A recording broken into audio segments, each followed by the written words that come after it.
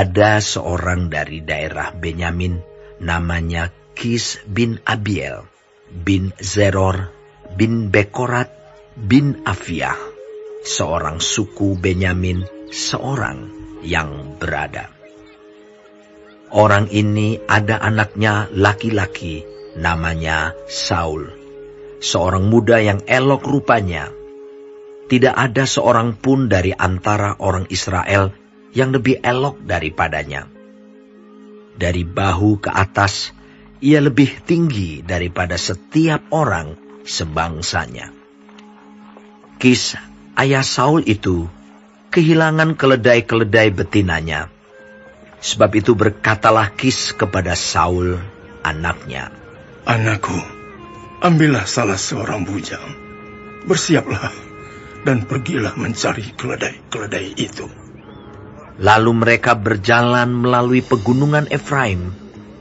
Juga mereka berjalan melalui tanah Salisa, tetapi tidak menemuinya. Kemudian mereka berjalan melalui tanah Sahalim, tetapi keledai-keledai itu tidak ada. Kemudian mereka berjalan melalui tanah Benyamin, tetapi tidak menemuinya. Ketika mereka sampai ke tanah Zuf, berkatalah Saul kepada bujangnya yang bersama-sama dengan dia, "Mari, kita pulang. Nanti ayahku tidak lagi memikirkan keledai-keledai itu, tetapi khawatir mengenai kita." Tetapi orang ini berkata kepadanya, "Tunggu, di kota ini ada seorang abdi Allah, seorang yang terhormat. Segala yang dikatakannya pasti terjadi. Marilah kita pergi ke sana sekarang juga. Mungkin ia dapat memberitahukan kepada kita tentang perjalanan yang kita tempuh ini." Jawab Saul kepada bujangnya itu, "Tetapi kalau kita pergi, apakah yang kita bawa kepada orang itu? Sebab roti di kantong kita telah habis, dan tidak ada pemberian untuk dibawa kepada abdi Allah itu. Apakah yang ada pada kita?" Jawab bujang itu pula kepada Saul, "Masih ada padaku 1/4 sikal perak. Itu dapat aku berikan kepada abdi Allah itu. Maka ia akan memberitahukan kepada kita tentang perjalanan kita." Dahulu di antara orang Israel, apabila seseorang pergi menanyakan petunjuk Allah, ia berkata begini, "Mari, kita pergi kepada pelihat." Sebab nabi yang sekarang ini disebutkan dahulu pelihat. Kemudian berkatalah Saul kepada bujangnya itu, "Pikiranmu itu baik. Mari kita pergi." Maka pergilah mereka ke kota, ke tempat abdi Allah itu. Ketika mereka naik jalan pendakian ke kota itu, mereka bertemu dengan gadis-gadis yang keluar hendak menimba air. Mereka bertanya kepada gadis-gadis itu, "Pelihat ada di sini?" Jawab gadis-gadis itu kepada mereka, "Ya, ada. Baru saja ia mendahului kamu. Cepat-cepatlah sekarang. Ia datang ke kota hari ini karena ada perjamuan korban untuk orang banyak di bukit pada hari ini. Apabila kamu masuk ke kota, kamu akan segera menjumpainya sebelum ia naik ke bukit untuk makan. Sebab orang banyak tidak akan makan sebelum ia datang, karena dialah yang memberkati korban. Kemudian barulah para undangan makan. Pergilah sekarang, sebab kamu akan menjumpainya dengan segera." Maka naiklah mereka ke kota, dan ketika mereka masuk kota, Samuel yang berjalan keluar untuk naik ke bukit berpapasan dengan mereka. Tetapi Tuhan telah menyatakan kepada Samuel sehari sebelum kedatangan Saul, demikian, "Besok kira-kira waktu ini, aku akan menyuruh kepadamu seorang laki-laki dari tanah Benyamin. Engkau akan mengurapi dia menjadi raja atas umatku Israel, dan ia akan menyelamatkan umatku dari tangan orang Filistin. Sebab aku telah memperhatikan sengsara umatku itu, karena teriakannya telah sampai kepadaku." Ketika Samuel melihat Saul, maka berfirmanlah Tuhan kepadanya, "Inilah orang yang kusebutkan kepadamu itu.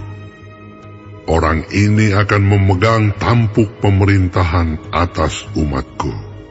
Dalam pada itu, Saul datang mendekati Samuel di tengah pintu gerbang dan berkata, Maaf, di mana rumah pelihat itu?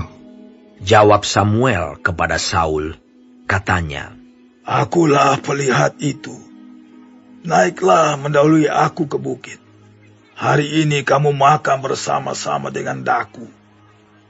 Besok pagi aku membiarkan engkau pergi, dan aku akan memberitahukan kepadamu segala sesuatu yang ada dalam hatimu.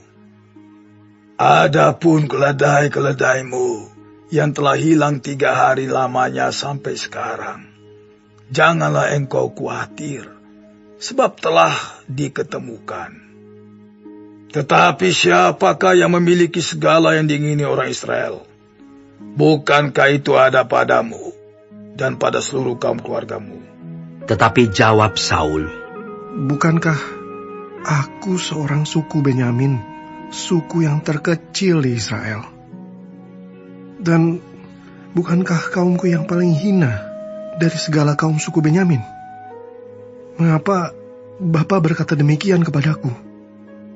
Sesudah itu Samuel mengajak Saul dan bujangnya. Dibawanya ke pendopo dan diberikannya kepada mereka tempat utama di depan para undangan, yang banyaknya kira-kira 30 orang.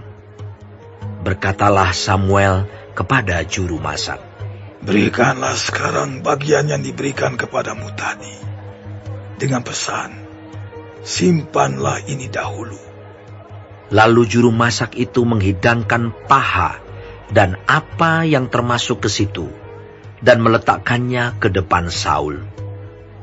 Dan Samuel berkata, Lihat, yang tinggal ini diletakkan ke depanmu. Makanlah, sebab telah disimpan bagimu untuk perayaan ini. Ketika aku berkata, aku telah mengundang orang banyak. Demikianlah pada hari itu, Saul makan bersama-sama dengan Samuel. Sesudah itu, turunlah mereka dari bukit ke kota. Dan Samuel bercakap-cakap dengan Saul di atas sotoh. Mereka bangun pagi-pagi, dan ketika fajar menyingsing, Samuel memanggil Saul yang ada di atas sotoh itu. Katanya, Bangunlah! Aku akan mengantarkan engkau. Lalu Saul bangun dan mereka keduanya pergi keluar, yakni ia dan Samuel. Ketika mereka turun sampai ke ujung kota, berkatalah Samuel kepada Saul, Katakanlah kepada bujang itu, supaya ia pergi mendahului kita. Tetapi berhentilah engkau sebentar, maka aku akan memberitahukan kepadamu firman Allah.